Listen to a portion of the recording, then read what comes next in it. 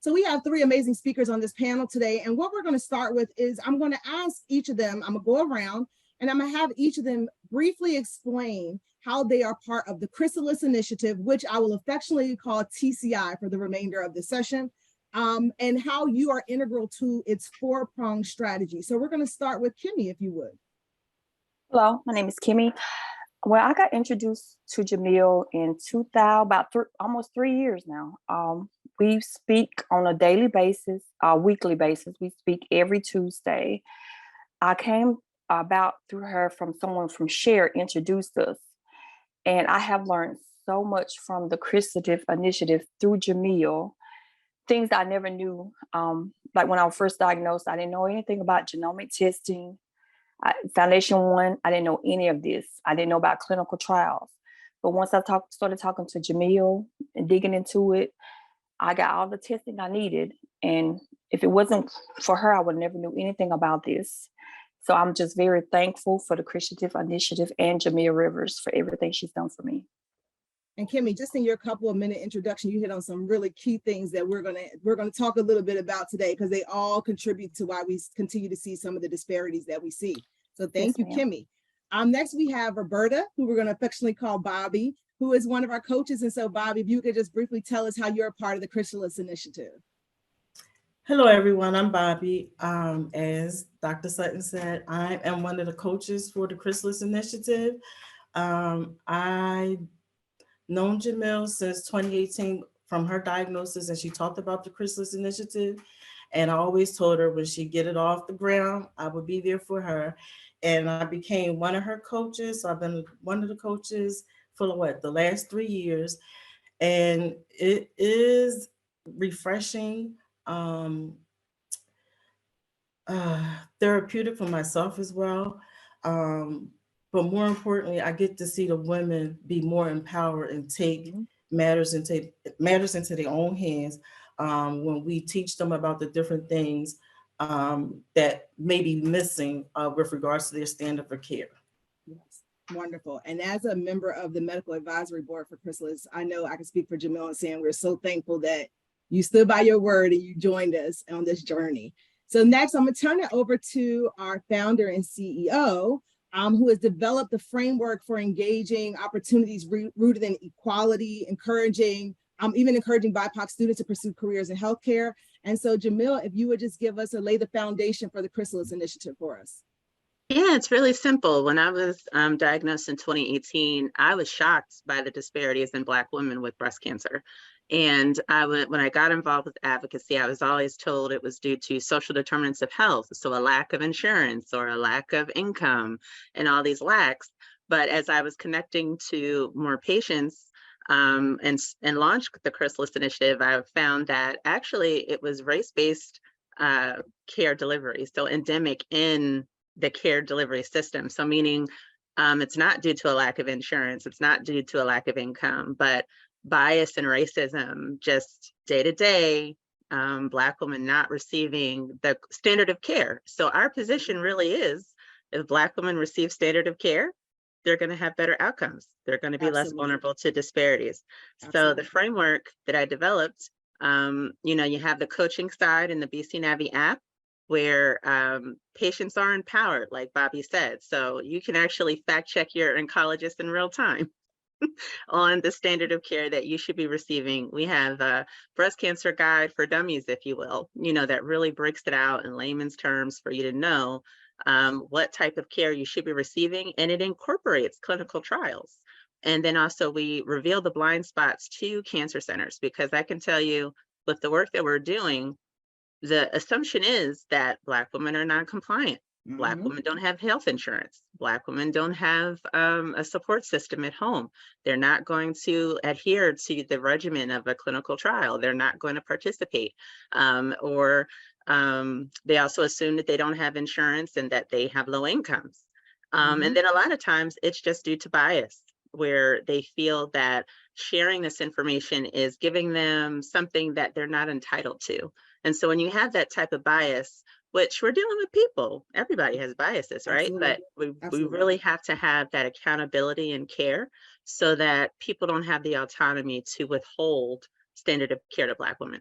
Absolutely. So what you just described, and for the listeners, Chrysalis is this multi-level framework, because what Jamil recognized in the development of it is it's just not a one size fits all approach for individuals, and it's just not one thing that we can approach to try to fix this. And so it sounds like a really comprehensive system that hopefully we can dive into a little bit more throughout this session.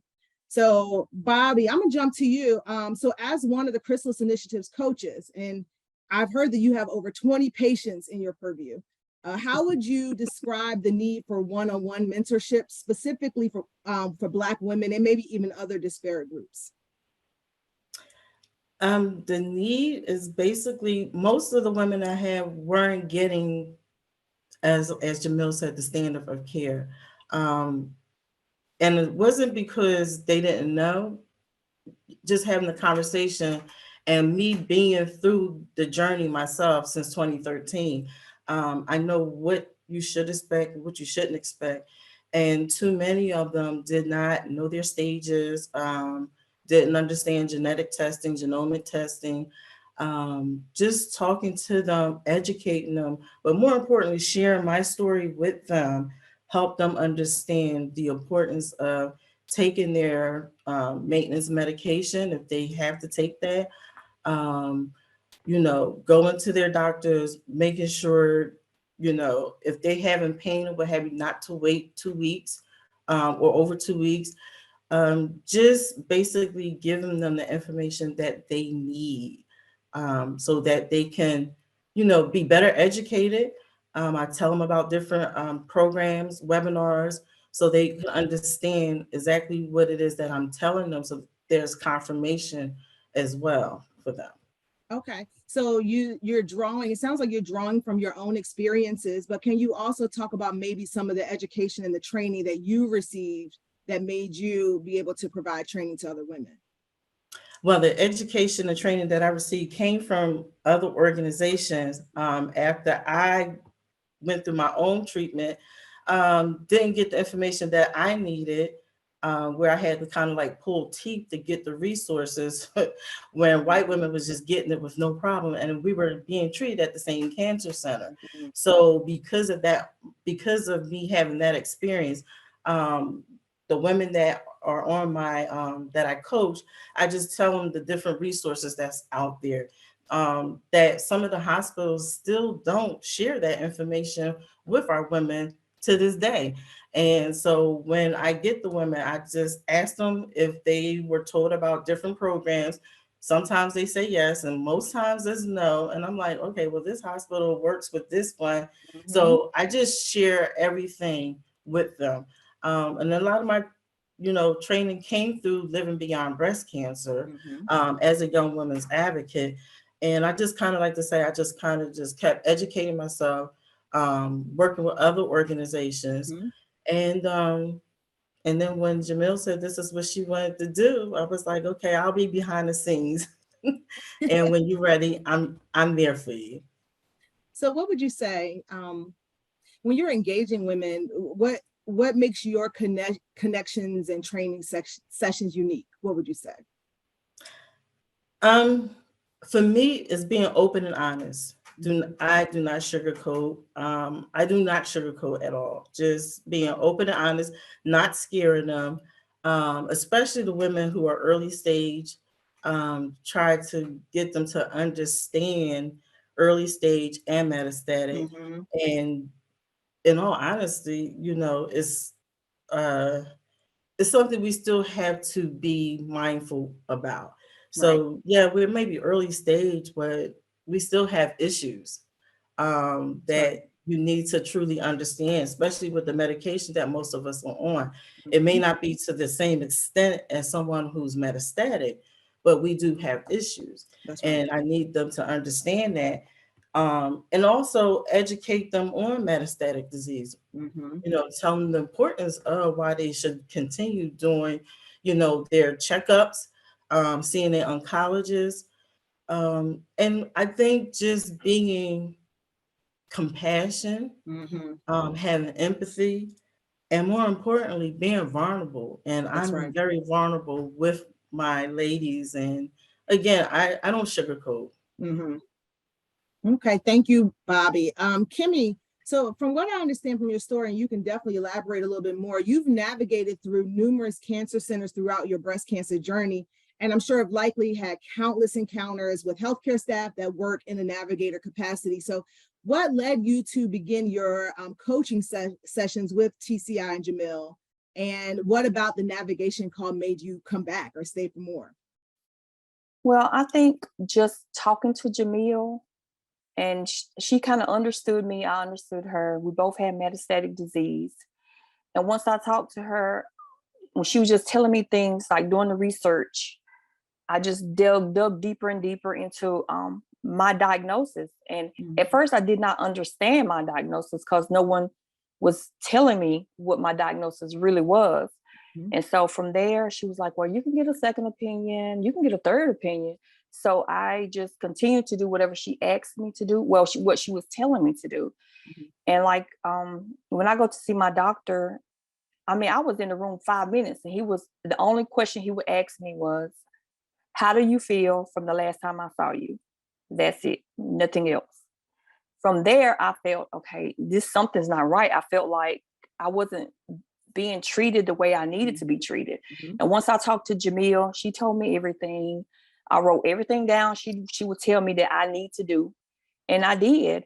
And once I started asking my doctor questions that Jamil was telling me, it was a whole totally different person. He was like, in my mind, he was asking himself, where is she getting all this information? So when I started asking for the testing, and I started receiving the testing, because it wasn't that I didn't have insurance. I had insurance. So I just kept talking to Jamil, and I felt we became sisters, because we spoke once a week.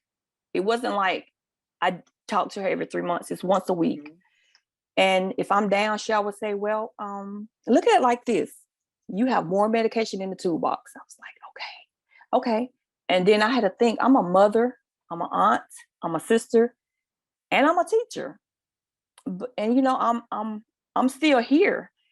So, and I tell Jamila every time I speak with her, if it wasn't for her, I would not be here, because none of this stuff, it was just like, it was nothing to me. I didn't understand anything. She had to break it down so I can actually understand what was going on. She said, you need this testing for this. You need this testing for this. Okay, something else pop up. You got to get this tested to make sure it's the same. I was like, okay. At one point, I just became overwhelmed. But then when I asked her questions, she would break it down. I was like, okay. So after I felt the bias at my cancer center, I decided to reach out and go to another cancer center. And the second opinion, she's a breast oncologist. She only in breast research and clinical trials. She made me more comfortable by saying, well, if anything comes up, I'm clinical trial, I'm research. So you have so many more medications. You have so many more options. She was like, just try to live day to day, which I was like, okay, that's hard to tell somebody with metastatic disease to live, because at one point I felt like I wasn't living. I was scared. Every day I woke up, I was terrified.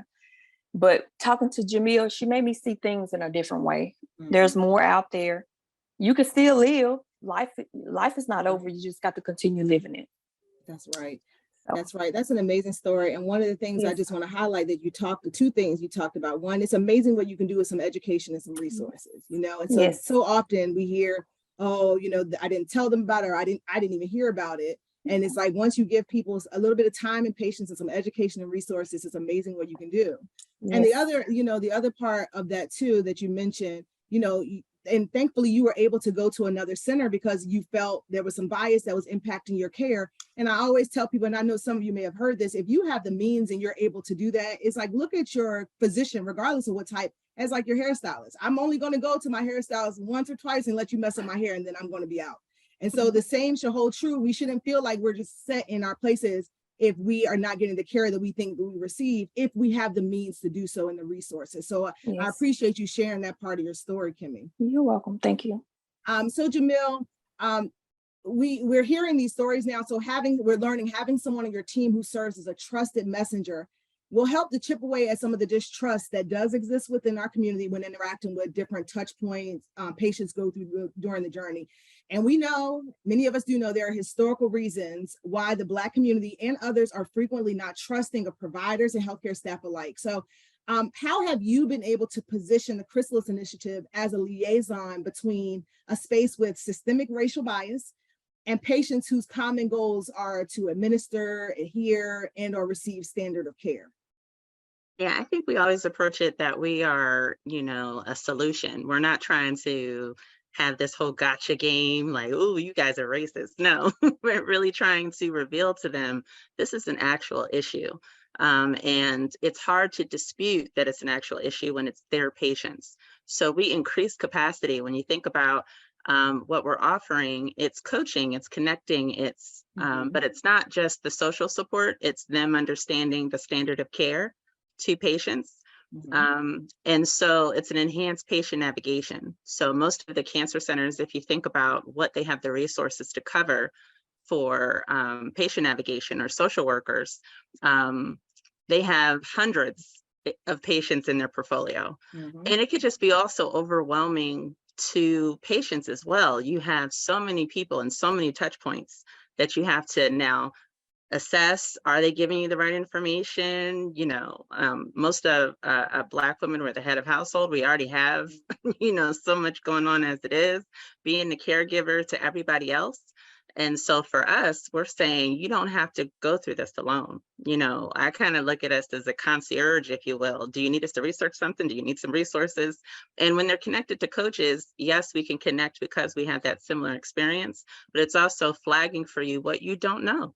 Because I didn't know breast cancer was so complicated when I got diagnosed, and I had to learn a lot fast. Luckily, I got connected to LBBC pretty quickly in my diagnosis, but others aren't so lucky. So when we connect with a patient and they go through our orientation and they're connected to our patient services team, we're constantly assessing. So the little care tracker checklist that I made for myself when I was diagnosed is now in BC Navi. So every session, each patient is tracked and assessed whether or not if there is a potential problem or if a problem has occurred. And if it does, we're then able to flag to that cancer care team, look, this is an issue, and we're increasing capacity for those patients. And it's really, if you think about a lot of the cancer centers that we work with, they don't want to have disparities, right? You're investing all this money. You have all this equity and tools and solutions and scorecards and checklists and tools, but a lot of times they're not picking up on the autonomy of somebody with bias can impact an individual patient. So our framework is revealing those blind spots, providing that team-based model of care, and showing them these are the patients that are not receiving quality standard of care. So this is where you can improve, and we're here to support you in that. And all of our coaches don't have to be all-star advocates like Bobby. We do we do provide NCCN printed materials for coaches to review. We cover and sponsor all of their trainings, whatever advocacy conferences, in order to increase their learning. So you don't think that as a coach, you have to figure it out all by yourself either. And we're always looking for coaches because we're continuing to grow. And so I think it's important that cancer centers understand this is an issue. We also do report to, the policymakers that there has to be that accountability built in, because I know that with the accountability standards now, most of the most egregious racist doctors we see would pass, the guidelines when it comes to those tools and scorecards. Well, we're going to turn to our all-star coach, Bobby. And our goal is that everybody that would be interested in being coaches would be an all-star. So Bobby, let me ask you this question. I would consider myself relatively new. So I just got trained in breast cancer and disparities probably in the last 5 or 6 years. And I remember when I first got trained, I learned that Black women were 40% more likely to die from breast cancer when compared to white women. And I was taught that this percentage has been the same for a long time. And from my current knowledge, I believe it is still the same today in 2023. So with knowing that information, knowing that, these breast cancer disparities and health inequities in addition to the medical mistrust that we talked about a little bit, impact outcomes. I'm wondering from like a coach's perspective, how do you, and I'm sure you work with others in Jamil, but are you able to identify the gaps in a patient's care that may be related to like racism or bias in healthcare? For me, it's just I take the time to listen to their story. Not on before I meet them, I read their story, and then I have them tell it back to me. And just listening to their story and how they feel about their medical team, you can pick up where the doctors are not doing what they're supposed to do. And when that occur, I tell them what they should be doing, how to address it, and if they don't address it, then you can basically get you another medical team. You don't too often Black women and in the Black community, we have this problem where not problem, but we stick with that particular medical team. Whatever they say goes. And I'm like, no, it doesn't work that way. And again, that's where I come in and share my story because, my gynecologist at the time told me I didn't need to get my ovaries removed. And I was like, well, I have estrogen positive breast cancer. I'll see you later, and got me somebody who did what I needed to have done. Basically, I tell the women, all my women, this is your body. If you want to live, this is your body. Do not have them tell you what they're going to do to your body. If you're not comfortable, you let them know you're not comfortable. And if it's still a problem, just say bye, you'll find somebody else. And I have had several women change oncologists because one, they was not listening to our women. To the point where some women wasn't getting their medications the way they needed to get their medication. And I was like, you need to be on your maintenance medication. There's a reason for that. And if that person is not going to do right by you, you need to get you a new oncologist. And I'm the type of coach, I stay on my ladies. So it's basically like me giving them homework. And when I talk to them within a week or 2 weeks, however way we talk, the first thing right out the bat, did you do X, Y, and Z? And sometimes they'll beat me to it. They'll text me, say, oh, I got my medication. And I'm like, yes. And it's a good thing because now they understand they don't have to be stuck with somebody who's not going to listen to them. That's right. Because if the doctors are not listening to our women, that's doing more harm to our women.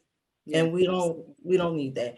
And those statistics that you talk about, that was back in 2013 when I was diagnosed. So you're talking about 2023 and we're still dealing with the same statistics. Something's not right. That's right. So a couple of times we've mentioned on this during this panel, we've just said it, BC Navi. We haven't really gotten into it. So let's talk about that as if we need another app. But this one, for those of you who may need it, would be one that you would definitely want to be able to utilize. So I'm going to ask from the different perspectives. But Jamil, I'm going to start with you to talk about what the BC Navi app is and like how it came about. And then Bobby and Kimmy, I'm going to reach out to you to see how you've engaged it.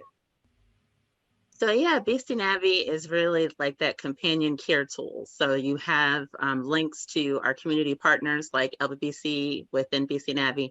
You have our, guide to breast cancer. So you can, I have hormone positive. What does that mean? I have triple negative. What does that mean? And then also it goes into the standard of care that you should be looking for based off of your diagnosis. And also, how do you determine that you have a complete diagnostic workup? So, it's great because, we want to assume that everybody has the best intentions when we're going to these systems, but we know that there are gaps there. So this is a way to empower them to say, it's really hard for an oncologist to deny you what the standard of care is. So you actually having it physically there to fact check your doctor. And a lot of times it's challenging to just change doctors, especially if Oh, you're yeah. like in a rural area. But I think Kimmy's story is so compelling because when her doctor was just checked out, not concerned, you're just another non-compliant Black woman I don't really have time for. Once, she was showing him, well, wait a minute, I didn't get a complete diagnostic workup. What's up with that? Wait a minute, how do you even know that I'm on the right medication? My quality of life and my management of my side effects and my symptoms. After that, and then we got the second opinion. And when he saw, it was almost like he was having his work checked. So that type of accountability and visibility should be happening in cancer centers. But because it wasn't, now he knew, oh, wait a minute, somebody else is looking at what I'm doing. And then all of a sudden he had all types of information and resources and all of that. And she was able to connect with the other oncologist team. So even though that, the one that she goes to, you can have your immediate doctor that's closer to you if it's such a burden to travel to, the ones with more resources. But really, once you know what that diagnostic workup and that treatment regimen should be, it's the equalizer. You're making sure that you're getting that standard of care. And so that is how it's used for on the patient side. And of course, it's security encrypted. They can connect with their coach on there. They can connect to other survivors. They can upload, just notes. They have a calendar in there. So there's all types of ways, you can kind of play around with it and it's helpful to you. And then also behind the scenes for the coaches, I guess I'll have Bobby talk about that.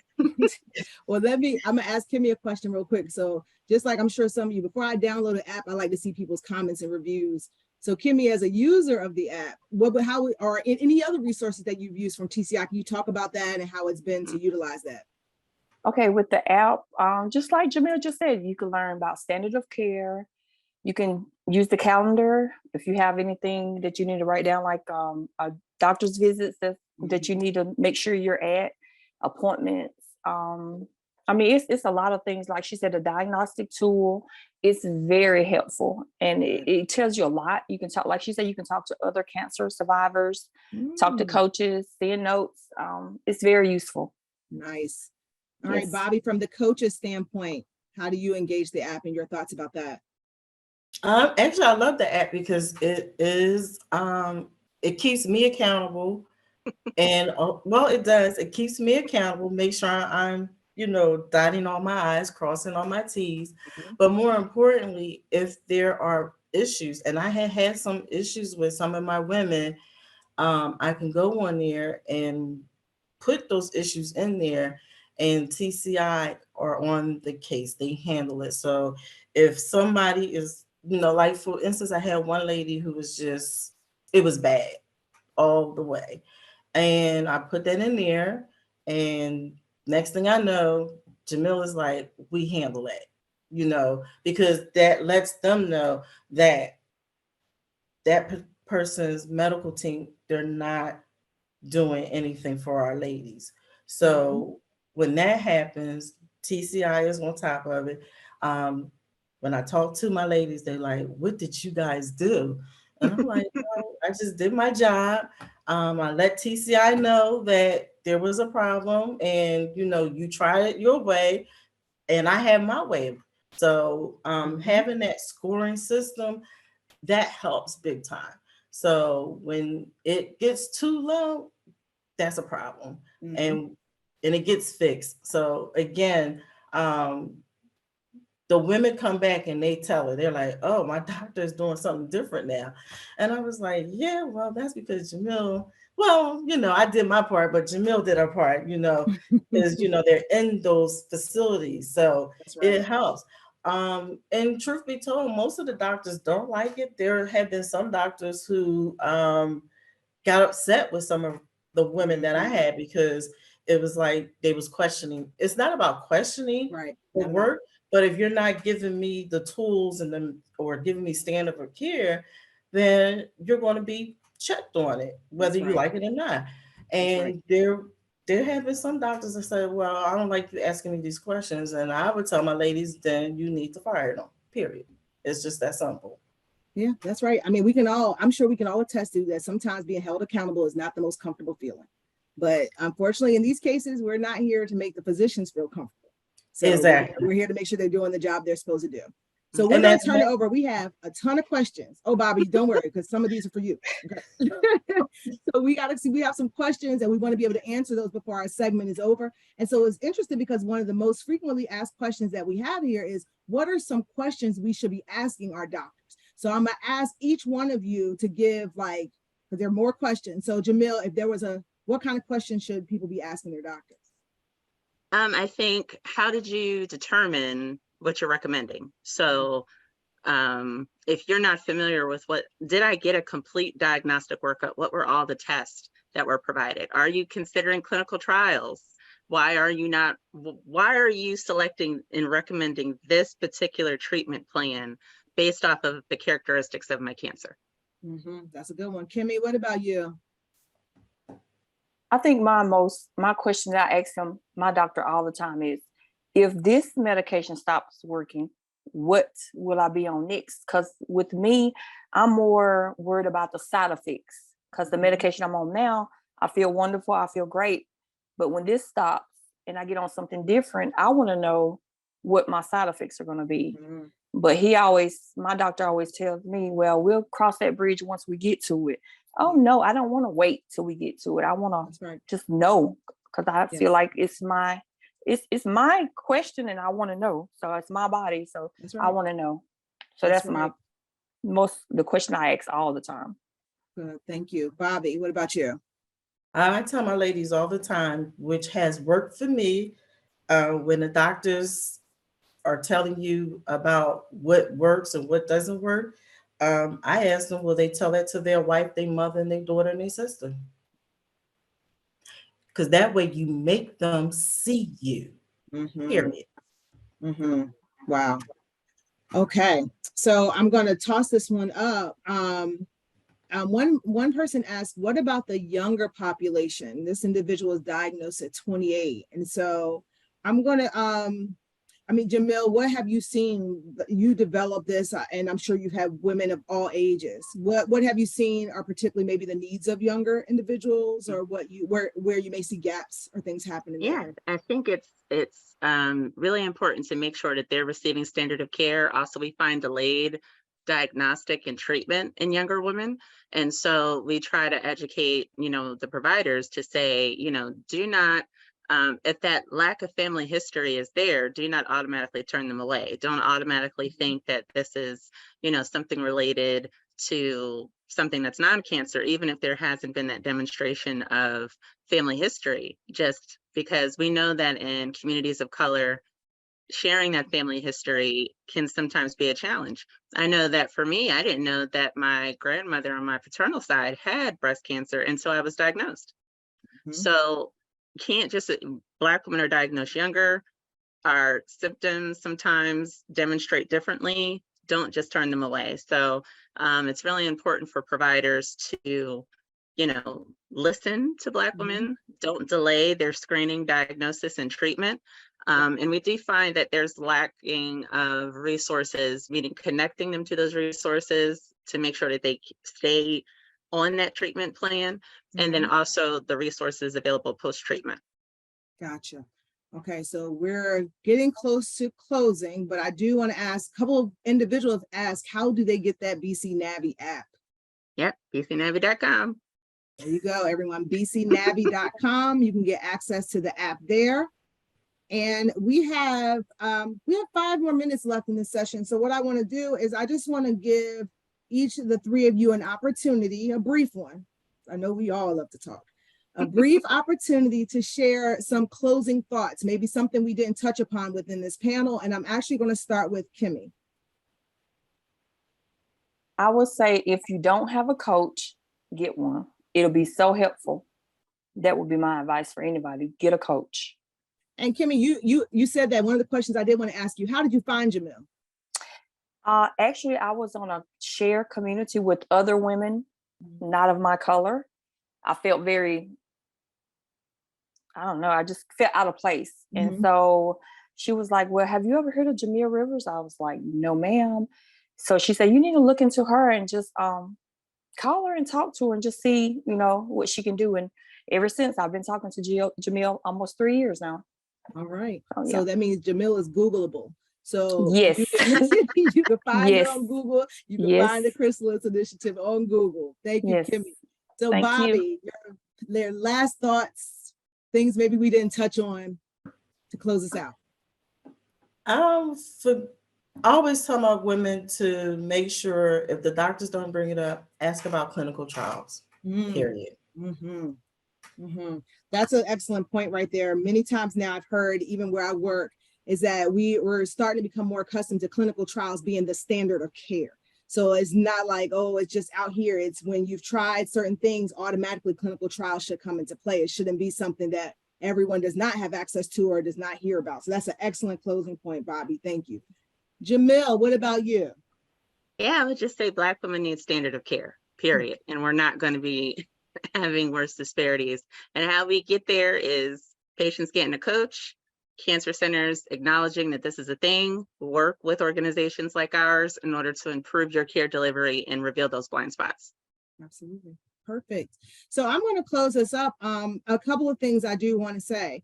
I appreciate the individuals on this panel for providing us a nice snapshot of the Chrysalis Initiative. I remember, like Kimmy, when like Bobby, I'm sorry, when Jamil was developing this, and it was a thing. It was a little glimmer in our eye, and now it has blown up to something that's actually having impact. One of the things that Jamil didn't get an opportunity to talk about, though, is that I said at the beginning, it is a multi-level framework. And so while there is a huge emphasis on the women as they're going through treatment, Jamil also has built on an additional level that focuses on the institution. And so there are opportunities for the Chrysalis Initiative to work with institutions, to do equity assessments with institutions so we can dig in deep and find out where those gaps are, where those biases are, kind of hold people accountable, make people feel a little uncomfortable. So there is that additional layer that we're looking at, because we know that the onus and the burden shouldn't just be on the person. Okay, it should absolutely, the system is absolutely, it should as a contributing factor.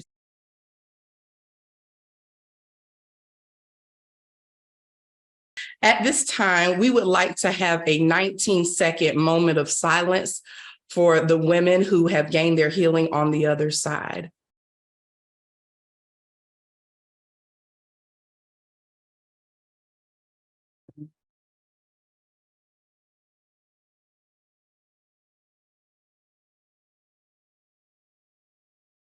Thank you.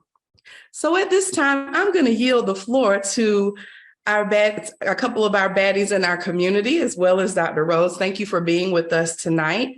So I am going to yield the floor to LaToya Colley. LaToya Colley, would you tell us a little bit about yourself, ma'am? Thank you, April. Hello, good evening, everyone. I'm LaToya Colley. As previously mentioned, I was diagnosed in 2011 with DCIS, breast cancer, at the age of 34. So I'm coming up on 12 years of survivorship and thrivership, and I got you, sis. So that's one of the main reasons why I'm here.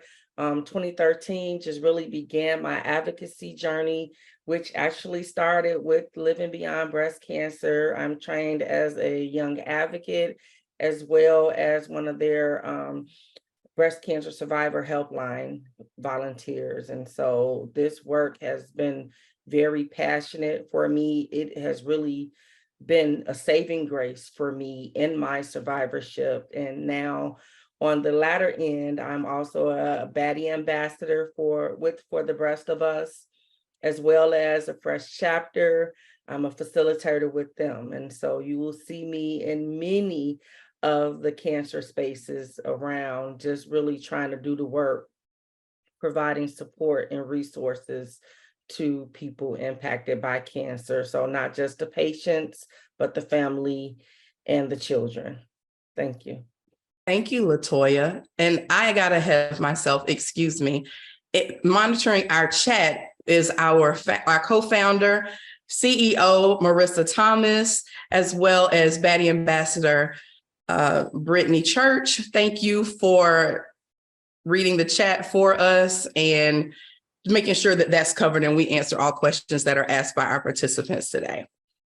All right, so next up we have Ms. Tisha Bowler. Hello, everyone. Good evening. My name is Tisha Bowler, and I was diagnosed with ductal invasive carcinoma, stage 2 breast cancer in 2014. So I am a 9-year survivor thriver. I am a baddie volunteer for the organization For the Rest of Us. I am also a board member for the Baltimore area organization called Pink for the City. And now that I am on the other side, I am co-author of a book called Beyond Her Reflection, which I wrote about my breast cancer journey. And I have a video, a vlog that I do monthly on social media called Tisha's Tea Room, the place where conversations conquer cancer.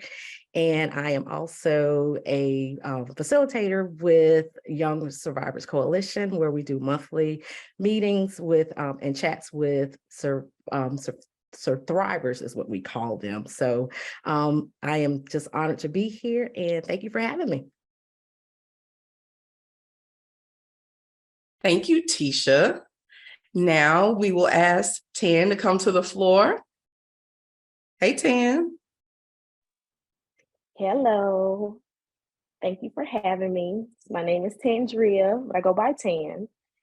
I was diagnosed with invasive ductal carcinoma and ductal carcinoma in situ in 2020. It was a month after my 30th birthday. So I am 2 years into my survivor/thrivership. I am also a baddie ambassador for the Rest of Us. And I am a angel advocate with Tiger Lily as well. And I am excited to be on the panel tonight. Thank you, Tan. We're excited to have you with us as well. And pulling up in the rear, we have Dr. Rhodes with us. Hi, Dr. Rhodes. How are you doing this evening? I am doing well. I am so excited to be here with you, Baddie Ambassadors. I thank Marissa Thomas from, your CEO for the Rest of Us for inviting me to join your panel. Everyone, my name is Dr. Chalice Rhodes. I'm a licensed professional counselor. About a year ago, on September 30th, I had ductal carcinoma in situ removed from my right breast. I finished 22 radiation treatments last December. I'm a licensed professional counselor, board certified telemental health counselor. And in going through my own anxiety and distress when hearing the word cancer, like we all go through, I wanted to find a way to not only empower myself, but to empower others. And that is when I completed the American Psychosocial Oncology Society's Cancer Oncology Behavioral Health Specialty. So I am here to bring mental health to the forefront. We have support groups, we have coaching programs. Now we need that trauma-based, evidence-based mental health piece to be brought to the forefront. So I'm happy to join you, ladies. Yes, Dr. Rhodes. Yes, we are so happy to have you with us and joining us in this conversation tonight. And as I mentioned earlier, I'm April, and I like to call myself the OG, triple OG, plus size bad T. I was diagnosed in 2016 with triple negative invasive ductal carcinoma breast cancer. And I also have a family history of breast cancer. I'm BRCA1 positive. When I was diagnosed in 2016, I went on a search for somebody who looked like me. I went to the doctor's office, I went to my appointments, and I didn't see anybody who looked like me. And although I mentioned that I have a family history of breast cancer, all of the women in my family who were diagnosed with breast cancer were in their mid to late 50s. They had already had children. I was 35 years old when I was diagnosed with breast cancer.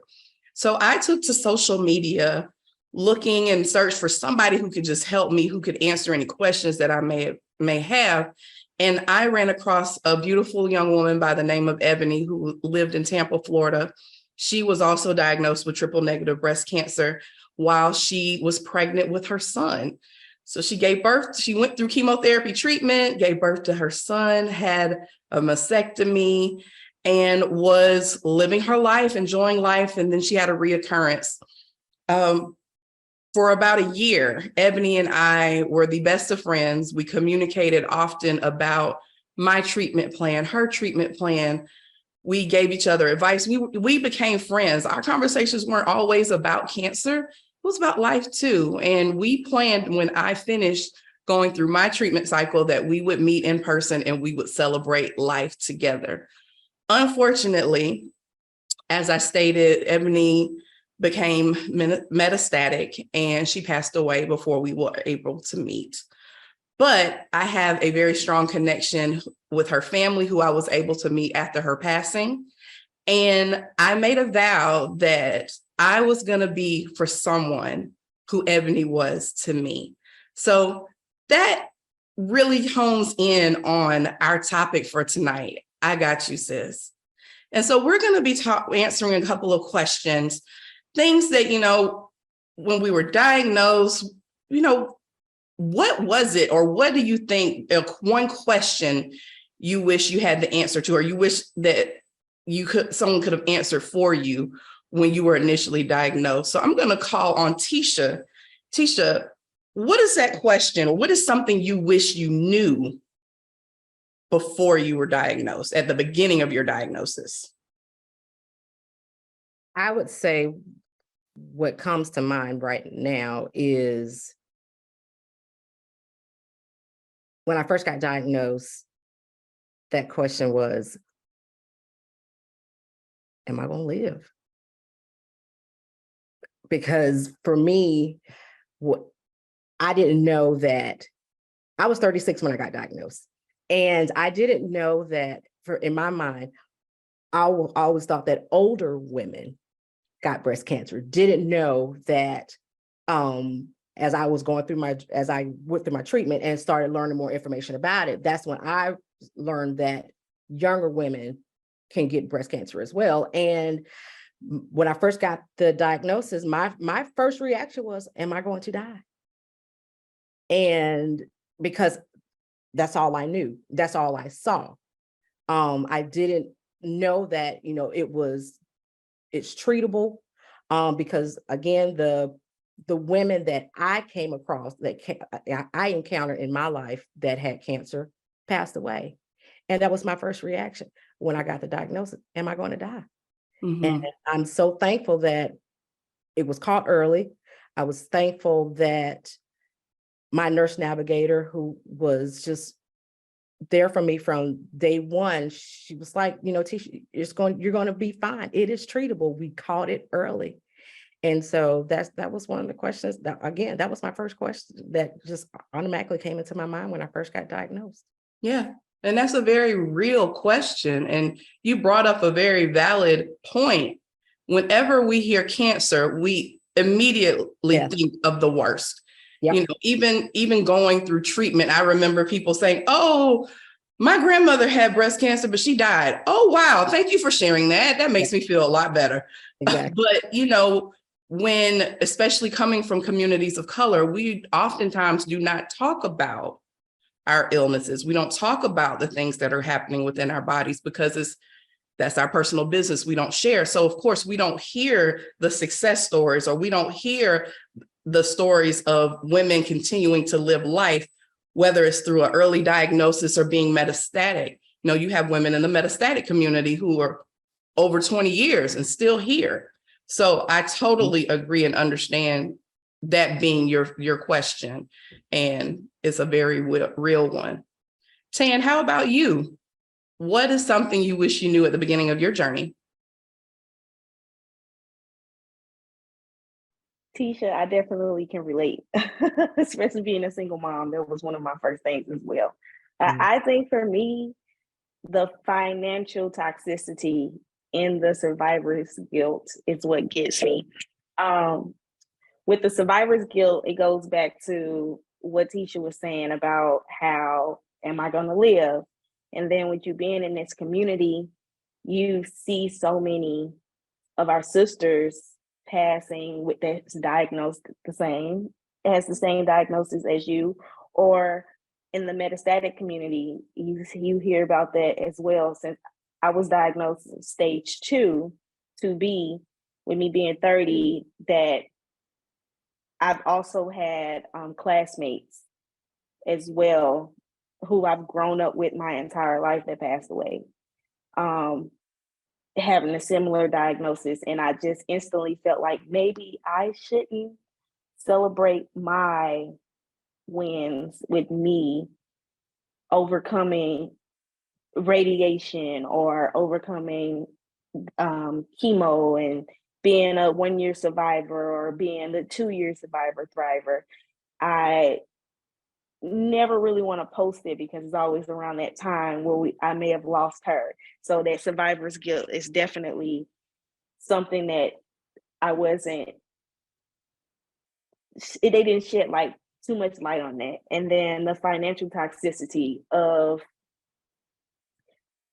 not really knowing that, well, you know that the cancer treatments have cost a lot of money, but it's the fact that so many women may lose their job because they have to go on medical leave. While you're going through treatments, even if you have like FMLA from your job, you may start getting behind on bills because you may have to take more time off.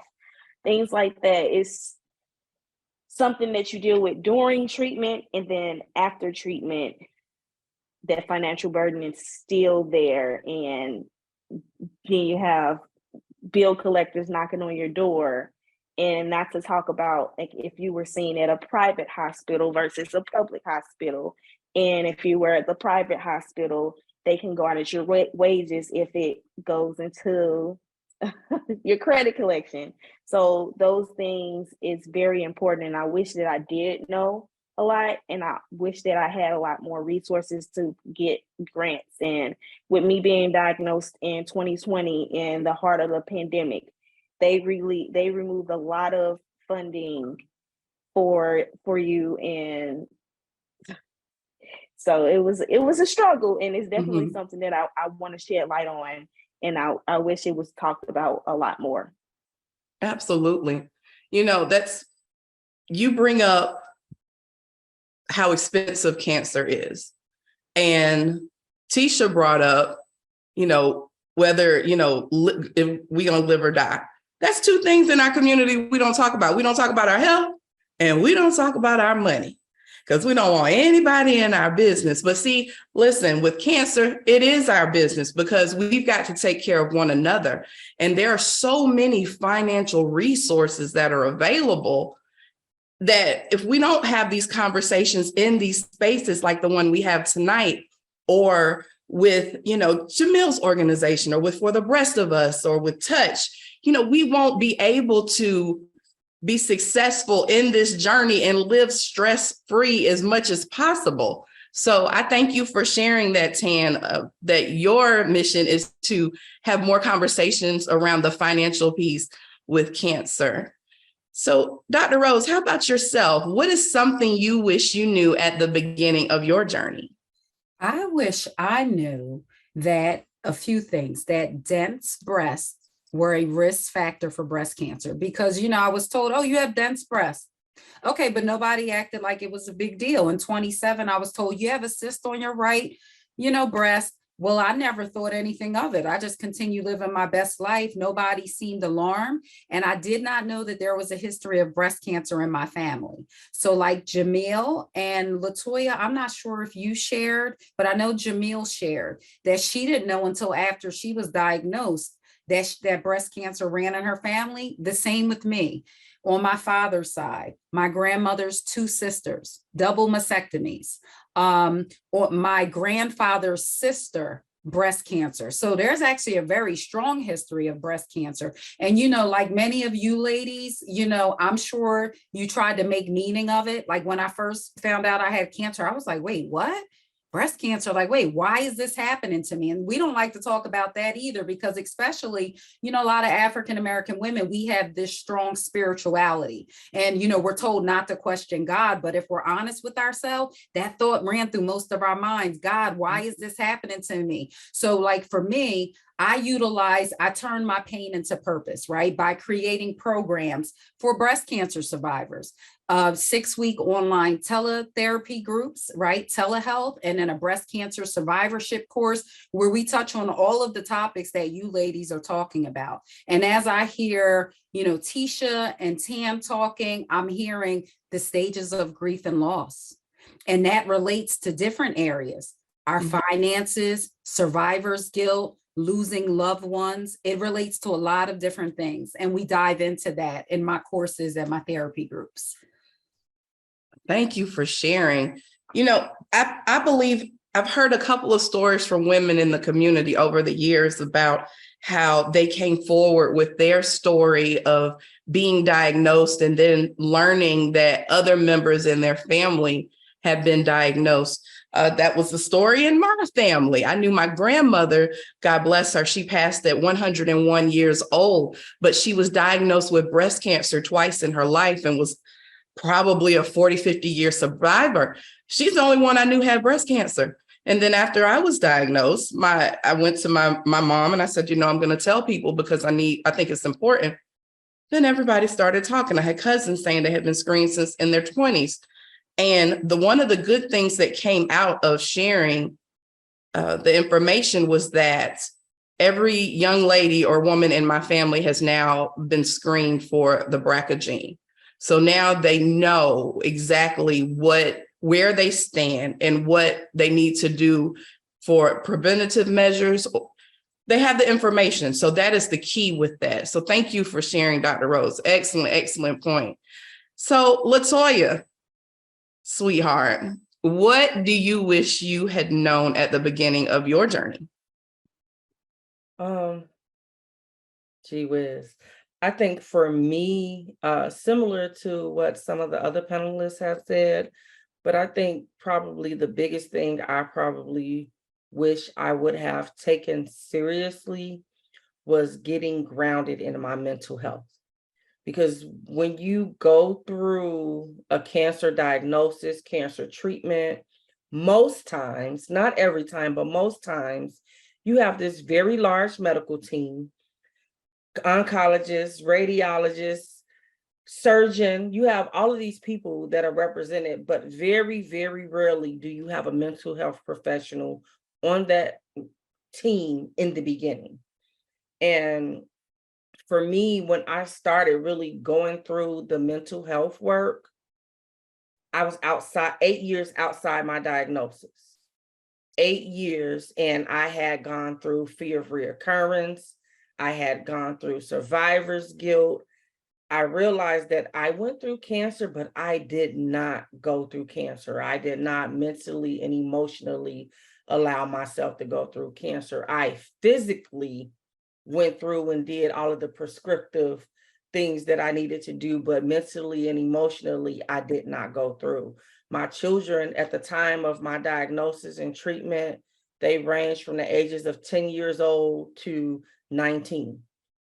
So, you know, I was really focusing on physically getting through so that I can make sure or try to make sure that I could be here for my family. So the mental and emotional piece, I really didn't grab a hold of until, like I said, 8 years down the line. And I found this organization and they were able to pull me out, and I was able to utilize those skills that I was learning in my life. And my life has flourished since then. But just thinking about how much of a stronger parent, patient I could have been if I would have been grounded in my mental health in the beginning. Absolutely. Absolutely. Thank you for sharing, LaToya. You know, we as women, we are the nurturers, we are the doers. We take care of our loved ones. And when it comes to things that we're experiencing, we just go, we just do, we just get through it. Okay, I got to do this, and this. And then afterwards, it's like, wait a minute, what just happened now? And we don't have the opportunity, we don't have the luxury sometimes to just sit in where we are in that moment.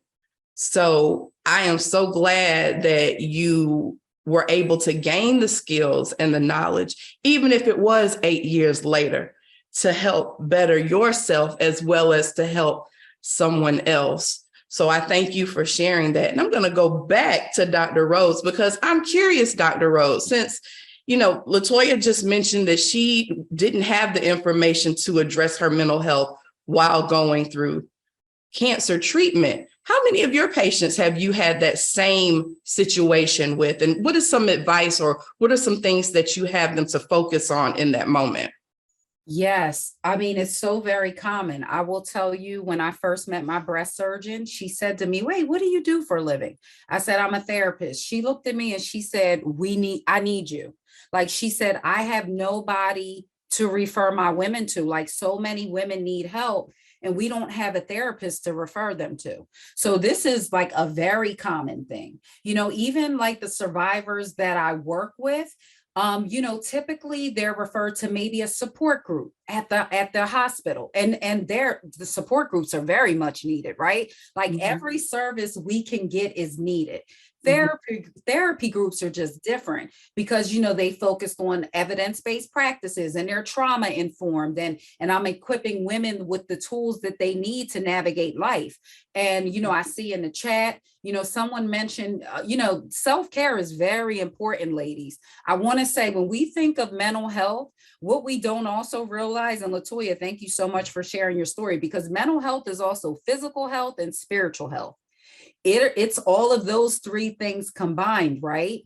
And so we really have to think about self-care. Because like you said, April, we're ripping and running. We're the breadwinners. So, you know, there's a huge percentage of African-American women households that are single mothers, you know, and then we're volunteering in the community. We're volunteering for church. We're sitting on this board. We work full time. We're taking care of our children. I'm a boy mom. I have 12 and 16-year-old sons. And for, you know, for the women who have children, when you first hear cancer, I would vouch to say many of us, our children, you know, or our close family members, our husbands, you know, flash before our mind, because you're right. Am I going to die? Is this a death sentence? So really, we have to look at self-care, ladies. Our relationships, let me tell you, stress plays a huge role in cancer. It really does, ladies. And if we're really honest with ourselves, and if we take a look, the majority of our stress comes through relationships, right? Healthy relationships. I speak to my clients about maintaining, so not only setting healthy boundaries, but maintaining healthy boundaries. Because, you know, a lot of times people think, oh my God, it's going to be so hard to set this boundary. And I try to tell my clients, ooh, if you think that's going to be hard, wait until you have to maintain it. Because one of the very first things that people do when you set healthy boundaries, common human nature is just to push against that boundary. So you say, this is my boundary, and that person is like, huh? That's not the person I knew. And so then there's this tussle. So looking at our self-care, looking at our self-compassion, being kind to ourselves, looking at our relationships, learning to love ourselves and walk in our authentic selves. Because I'll tell you, ladies, and I'm telling you, we do a lot of people pleasing. And that people pleasing causes a lot of stress. And when we begin to strengthen our self-esteem and our self-confidence and our self-efficacy. See, a lot of times we talk about self-esteem, but we don't talk about self-efficacy. Self-efficacy is your personal belief that you could actually do what you set forth to do. We got to believe that about ourselves. If you say, I'm going to set this healthy boundary in this relationship, we got to believe that we can do it. So I equip women with tools like assertiveness training tools, how to set and maintain a healthy boundaries, how to, you know, another thing, ladies, our purpose is so important, because listen, we are so much more than our breast cancer diagnoses. That's only one part of us. And sometimes in the journey, we can lose focus and we feel like we don't know our purpose. For others, it sparks something in us and we're like, oh, like Marissa, she's probably said, hey, for the breast of us, Jamil with Chrysalis Initiative. So it can take you either way. So I also help people to, what is your vision for your life? I had a free virtual vision board party and kind of walked, the clients through, let's write the vision and make it plain, because we are not our diagnosis. It's just one part of us, ladies. Amen. Look, you get come on, ladies. Let's snap it up. Yes, yes, yes, yes. I see the chat going crazy right now. I was about So to say, true. let's pass the collection plate because she just spoke a word. Church out. Church out. Amen. Amen. Ladies, and you all are talking about church. When we talk about stress, something we don't talk about a lot. We talk, stress. What about spiritual stress? Guess what spiritual stress is? And this is what I talk about in my Thrive Breast Cancer Survivorship course. I talk about it in my presentations. Another word for spiritual stress is spiritual warfare. Oh, come on now. Come on now. We might need to do a part 2 to this. We're going to have to do a part 2. We're going to have to do a part 2 to this. All right, so I see our time is winding down, but I want to get another question in for the panel. So we talked about financial toxicity. We talked about mental health. We've talked about, just the different things that questions we wish we had answers to at the beginning of our treatment journey. So my question for the panel at this time is, what does survivorship look like to you? Where does it start for you? And I will give my little piece on it for myself.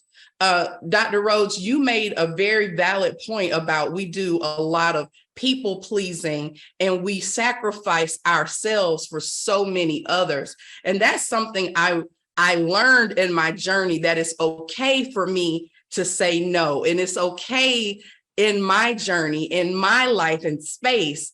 If I'm not feeling it, I don't have to stick with it. That's a job, that's a relationship, those are family members. Hey, I don't have to stay in that box anymore because I'm protecting my peace at all costs, because I have things to do, places to go, and people to see. So I have to be at peace. And that's what survivorship is for me, being able to say no. I'm not doing it. I don't care what you think about it. Moving on. So, LaToya, what does survivorship look like for you, my dear? First, I think for me, survivorship is one of the For the Rest of Us mantras, lifting as we climb. As I continue to climb and live life and learn and grow, I'm reaching back for my sisters, for my people, for my family. And I just want all of the things that I'm learning. I want my people to know it so that we can normalize these conversations. And if we get well, our families are well, our communities are well. Absolutely. If we are well, our people are well, our communities are well. That is powerful. Thank you for sharing that, LaToya. Absolutely. Tan, how about you, my dear? What does survivorship look like to you?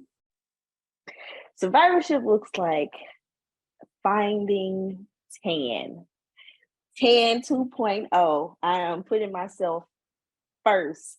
That's something that I never did. I know Dr. Rose talked about that, but that is something that is very important. My children have always been number one. They may be 7, but they have always been the most important thing in my life since I've had them. And then just pleasing other people. I'm finding my spiritual guide and all those things. I'm getting that back with me, finishing school so I can become a psychologist. So I can help women who have gone through the same thing as me as well, because I'm about to be graduating. And just, finding my purpose, finding my light again, learning to love me, not as old Tan, but new Tan since breast cancer. That's what survivorship is for me. Absolutely. Tan 2.0, the twins mama, but not Tan, not they mama, because you are their mother, but you are Tan. I love that. Love it, Tan. I'm so, so proud of you and your journey. Tisha, what does survivorship look like for you, girl? Whew, they have hit it. They have hit the nail on the head on everything. I but know, I'm right? I know. I'm going to say survivorship for me is living life to the fullest and experiencing joy. Doing things that bring me joy and make me, Tisha, happy. And not having to explain anything to anybody. If I want to go take a trip, or if I want to do or go somewhere, I don't have to answer to anybody. Why are you doing that? Because I want to. Absolutely. Because it brings me joy. That's right. And knowing that for those that are believers, God has given me a second chance at life. And I am going to live it the way that He wants me to live it. And I am going to enjoy this wonderful world, this earth that He has created, because obviously He has something for me to do, because He has given me the second chance. He has given me purpose. And I am going to do whatever Tisha needs to do to have that joy, to experience life to the fullest. And it just brought a different perspective. And it definitely has brought a different perspective in my life after going through this journey. Absolutely. Absolutely. And Tisha is an educator, everybody. I am as well. And it's okay, Tisha, take those days off, okay? Take care of you. Yes, I have. I have started doing that within the past few years. Yes. Today I'm just going, I'm taking a me day. Yes. I teach kindergarten, so I let my kinder babies know Miss Bowler's not going to be here tomorrow, but I will see you. Oh. And that's it. That's right. That's right. Ladies, thank you so much. We will now go to the Q&A. We want to make sure we've got about 10 minutes left. We want to make sure that we answer the questions that are in our Q&A. All right. So Tia, if you don't mind coming up, could you help me out just a little bit? Because I see the questions, but there's just so many of them. Where do we start? Sure, not a problem, not a problem. And this was a great conversation. I just want to say thank you. I've been behind the scenes taking notes. So again, I just want to say thank you so much, everyone. All right, so let's get started with the question. So we have a question in terms of how do we get support? We have a young lady, she's been diagnosed with cancer, but it's not just about the one individual, it's about the whole of all of us. How do we actually go about getting support when we're young? We're diagnosed with different types of breast cancers. Where do we go? Who do we turn to? LaToya, would you like to answer that question? Thank you for that, April. I was scrolling through my mental Rolodex. I saw it. I think for especially Tia, you mentioned for people, young adults that are diagnosed with cancer, Living Beyond Breast Cancer is one of the most thorough resources that I have found for cancer, because they hit Asian, African American, Hispanic, younger, older. They hit a lot of the specific groups. You do have Young Survival Coalition. You have For the Breast of Us. You also have young adult cancer. I found Living Beyond Breast Cancer in Philadelphia, all the way here in Chicago, just by being up late one night Googling.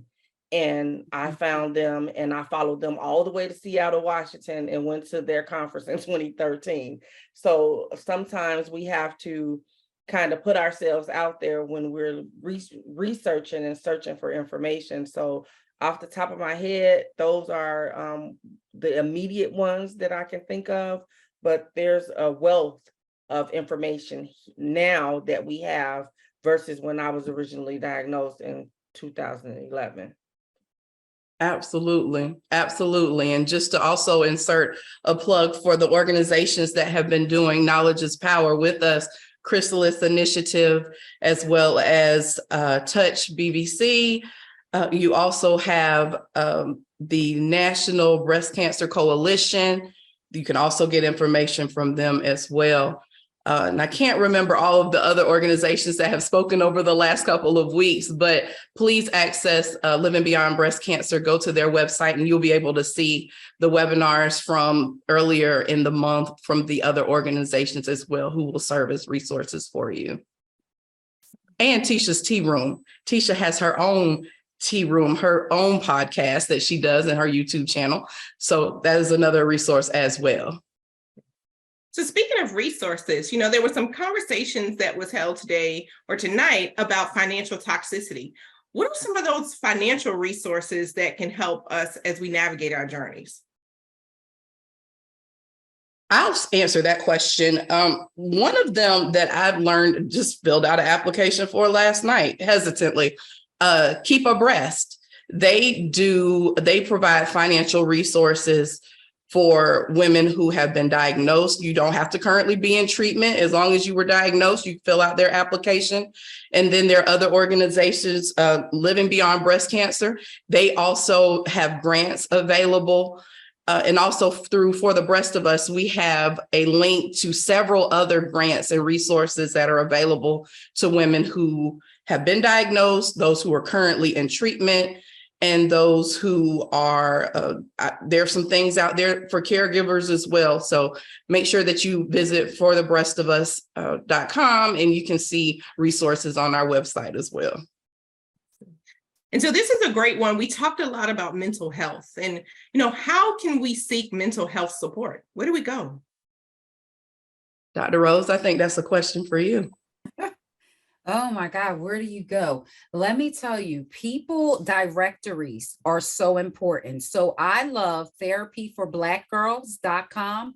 They have a directory where you can search by state. You get to look at the therapist's face. You get to see what they specialize in. You can search by specialty, geographic location. Another great resource is Taraji Henson.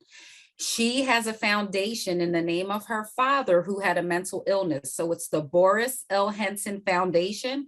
They also have a directory where you can search for therapists. There's psychologytoday.com where you can search. So really those, but you have insurance, you go to your insurance company's website and you search for therapists to see who's in network with your insurance company. Maybe you may want to see someone who's out of network. And so that may be an additional cost. But really directories are a really good place where you can see the therapist's face. It'll direct you to their website. You get to read about their background information. So yeah. Excellent. Thank you. And since we're on the topic of resources and mental health, what tips can you give us when we're dealing with depression? And also when we don't have insurance and who can we turn to when it comes to our mental health? Yes. So let me tell you, in Georgia, I first started my career at community service boards. So for people who live in Georgia or any state, right? So Medicaid, Medicare or federal programs, low income programs. So whatever it's called in your state, for Georgia, I know it would be like the DeKalb Community Service Board, or local nonprofit organizations that offer services for free or services based on a sliding fee scale. Those are also resources that you can find. And what was the first part of the question, Tia? Because I skipped right to the financial part. Yeah, it was, what can we do when we're starting to find ourselves dealing with depression? What are some tips you can give us to help us navigate that? Okay, let me tell you, ladies, my colleague and I, Dr. Bernice Kennedy, developed a model called the multifaceted model of depression in African-American women. You can Google it. It's a biopsychosocial spiritual model that talks about all of the things that go into depression. And let me tell you, while I do believe in acknowledging our strength as Black women, we are strong. But this strong Black woman archetype, it works for and against us because we can't deny it, ladies. We are strong. We don't always want to be strong, and we don't always have to be strong. And one of the things we talk about in the model is that not reaching out for support plays a huge role in depression. There's many Black women who are walking around clinically depressed, right? And I'm talking clinical because there's a difference. We all have times of sadness where we may lose our joy, but clinical depression is a whole nother thing. So some quick tips. Mental health is physical health and spiritual health. Let's look at your physical. How are you doing with your sleep? The average adult should be getting 7 to 9 hours of sleep a night. Yeah, see, our sleep plays a huge role in depression. Your eating habits. You know, as breast cancer survivors, we should be eating healthier. What's our diet look like? So our sleeping, our eating, back to self-care, how we're caring for ourselves. What time are we giving back to ourselves? How are we refilling our tanks? Tisha's living her best life now. Tisha shared, oh, I'm gonna move forward in joy, because I'm going to start doing the things that Tisha likes, the things that Tisha loves. And you know what, ladies?